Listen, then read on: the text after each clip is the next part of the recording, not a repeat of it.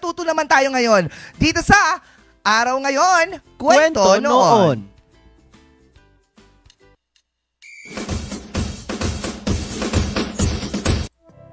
Noong Hulyo 2, 1973, pinasinayaan ng 2.16 kilometers na San Juanico Bridge, ang pinakamahabang tulay sa Pilipinas na sumasaklaw sa dagat na pagitan ng mga isla ng Samar at Leyte sa Visayas.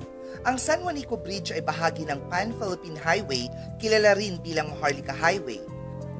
Ang pinakamahabang-haba nito ay isang steel girder viaduct na itinayo sa reinforced concrete pier.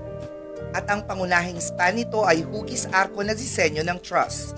Ang tulay ay may 43 span at ang mga katamtamang laki ng mga bangka ay maaaring dumaan sa ilalim ng malaking pangunahing arko nito, na ang tuktok ay tumataas ng 41 meters sa ibabaw ng dagat. Isang proyekto ng Administrasyong Marcos, ang pagtatayo ng $21.9 million na tulay ay kinontrata sa Construction and Development Corporation of the Philippines, ngayon ay Philippine National Construction Corporation. At kasama ng mga Japanese engineer ay nagsagawa ng mga pag-aaral at nagdisenyo ng aktwal na proyekto.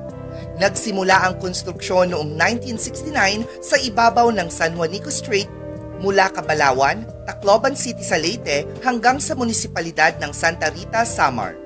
Ang San Juanico Bridge ay itinuturing na isa sa mga pinakamagandang disenyo ng tulay sa bansa. Ano pa kaya ang ating mga malalaman dito sa Araw Ngayon, Kwento Noon? Kaganda naman ng bridge na yan. Inauguration day pala niya today. So commemoration of the inauguration.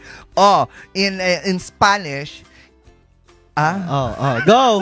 Nakalimutan ko yung first na term. Hindi, huwag mo kalimutan. Nakalimutan ko yung sinabi ko. Komemorasyon ng inaugurasyon. Diba? Oo. Nasubukan mo na bang nadaan doon? Oo. Actually, hindi pa.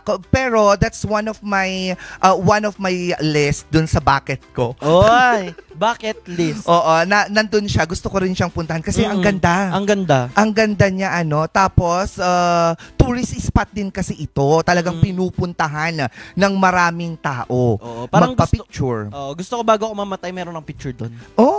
Uy, punta ka na. Agahan mo. Bakit? Wala, you'll never know. Oy, wag kang gano'n. Nakakatakot ka.